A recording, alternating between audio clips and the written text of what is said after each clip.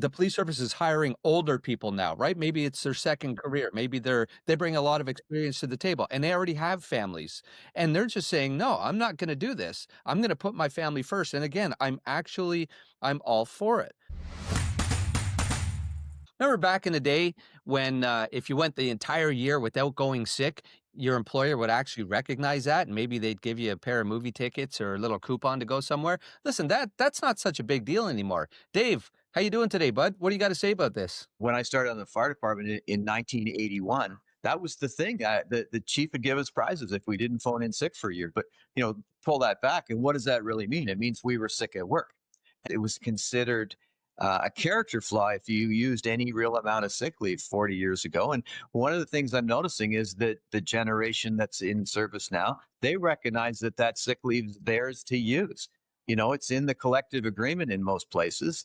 I'm seeing the employers, frankly, misuse the trust of that in a lot of cases and develop performance language around attendance management programs. But you think about your time on the job. You run 5 or 8 or 10 calls in a day. You're going to people's homes where people are sick. You're going to find work with people at the side of the road that are sick. Your coworkers are sick. You're coming into a workplace where I'm sure when you were on the job, you didn't climb into your unit and wipe down the steering wheel and the buttons in the MDT with your own little Lysol wipes. I wouldn't think you did you? No, and listen, it wasn't until COVID came that people started carrying, all the wipes and different Yeah, hand sanitizers. yeah, And it's funny you mentioned your coworkers coming in sick. I had a partner back in the day. We worked together for years. I don't mind sharing his story because I still give him a hard time about it. But he actually got something in his file because he went a full year without calling in sick, right? So we got something in his file. And he came to work one day, and we're in a police vehicle where we have an MDT, a mobile workstation that, God knows how many other officers have touched it and who they've come in contact with it. But my right. partner comes in and he's coughing in the car. He's sick in the car, but he wanted that letter in his file. And I looked at him like, what the hell are you doing here, buddy? And really, a letter in your file, nobody's Yeah, going to look 20 years from now and say, well, hey, listen, back in 2026, you didn't call in sick an entire year. Let's give you a raise. Let's give you a promotion. Never that mind, man. The world's changed and I'm happy for it. totally. And speaking of the generational thing, man, I'm a little older than you, but in my generation, people did a lot of impaired driving when we were younger, like 20, 25 years old, a lot of it. And our kids now just don't do that. They Uber, they don't, they carpool, they plan ahead. I give them a lot of credit. And I think the sick leave thing, I think the attitude to take is, this is my benefit. It's enshrined in the collective agreement, and the employer has no business giving me a hard time about it. And then when you extrapolate that a little bit further, and you say, people in this business are getting weekly trauma exposures, so like let's try this. You go to a horrific scene on your Monday shift, and Monday night you're having intrusive imageries and flashbacks, and your stomach's all upset from what you've seen, and you're not sleeping properly. You shouldn't go to work the next day. Doesn't make you a better employee. It doesn't make you a better coworker. If you're still reactive to a trauma exposure, my advice now is to take a couple of days, get yourself better, get some proper sleep and some proper rest, and then come back to work when you're ready to fully participate. And that's something that I know it's always easier to bash the employer, but I think they're a full generation behind on this sort of 1950s mentality in regards to sick leave. I think it's important to not just use your benefits, the massage or any other kind of good stuff, or orthotics, whatever it is, not just to use those benefits, but for heaven's sakes, if you're being sick from trauma exposures, track it, because it may end up being part of a compensation claim. Here in Ontario, it's presumptive that if you, as a first responder, end up with a operational stress injury like post-traumatic stress disorder, it's from the job. You don't have to prove anymore that, I went to, 2 or 3 horrific scenes in a week. You don't have to do that anymore. So I just wanted to, it sounds a little bit preachy, but, and as you said too, nobody's retirement party, it comes with a note saying, and hey, you only phone sick three times in 27 years. Like that's not how this works. You're not remembered as a good coworker. You mentioned your road partner. I had a captain early in my career. He'd actually been a police officer and he joined the fire department, which is entirely more common than the other way around, as you know. And never phoned in sick, didn't phone in sick for 15 or 20 years. He came into work one day and he was so physically ill that when the tones went off, he didn't have the strength to get into the truck. We had to grab an acting officer off another truck to go to run a call because this guy couldn't do his job. So he was a danger to himself. He was a danger to the rest of us, spraying germs all over the air. And in his mind, again, because of that post-depression, post-war mentality, he thought he was being a good employee. It's like, another reverse stigma that we still have is people think that being sleep deprived is some kind of badge of honor. I've had 3 hours sleep in the last 2 days. Then if that's the case, then you're physically and psychologically impaired. I don't know if we ever talked about this, but I find that especially in areas of improper use of force in policing, sleep deprivation has been recorded to be a big part of that. That you're involved in stuff that your reactions are compromised. Sleep deprivation is a big part of why we have harassment in the workplace. It's a big part of why people are failing to get along and failing to look out for each other. I'd love to know what you think about that because I've been retired for a while, and so it's a newer thing for you. What do you think? Listen, well, you're bang on with all those points, and it still happens. However, again, the culture's slowly changed. You look at different units, different squads out there, which may require a lot of overtime, working on warrants, working a night shift, staying in, to go to court the next day, then working at night, staying in to go to court. A lot of the officers, the newer officers, they wanted to get into those units, those specialized squads, because they were very cool. You know what I mean? You're doing raids, you're doing all kinds of things. You're making a big arrest.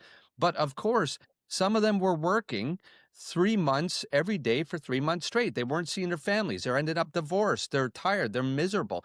And I do have to say that a lot of units right across the entire country, they're having a hard time finding the guys and girls to go and work in those squads because people are realizing, you know what, I don't want this actually anymore. And we also know that the police service is hiring older people now, right? Maybe it's their second career. Maybe they bring a lot of experience to the table and they already have families.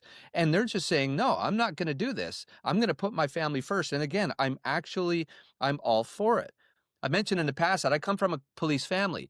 My dad policing for 30 years and my parents had 5 boys, 4 of us became cops. So I've been exposed to police officers my entire life. And my dad being retired himself, a lot of his friends and his coworkers, I'm in contact with them all. And listen, not one of them, now that they're in their retirement, are looking back saying, gee, I really wish I worked more hours, or I wish I put in more time. And nobody's saying that. Every single one of them, they have regrets. And I wish I didn't put in so much at work. I wish I realized that my family's more important than work. And they're suffering So, for it. It's I very sad to see. part of the thing that we might as well shine a light on too. In most of these organizations that have sick leave plans, it's accumulative. So when you retire, there's a little chunk of dough at the end of it for the sick leave that you didn't take.